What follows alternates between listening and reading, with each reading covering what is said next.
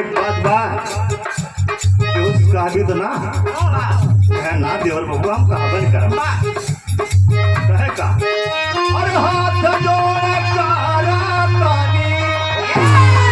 ती बार बार भौजी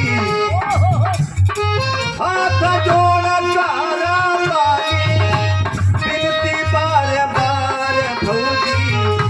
तुह के मनाई देवे तुह के मनाई देवे सूत सालवार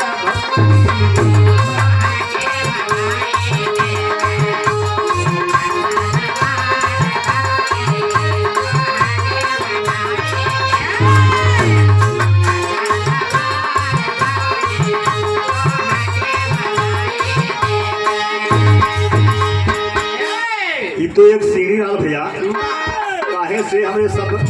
प्रदेश में रहा जाला गवैयों में रहा जाला बिगर कौने सोर्स का जन्म जमाना ही सब कि बिगर जन्म कौनो गवाही का कौनो काम ना होला कहीं काम पावे भय तो गवाही जरूर चाहिए यानी जब तक सीढ़ी नहीं रहेगी तब तक आप कहीं नहीं कर सकते लेकिन कहना है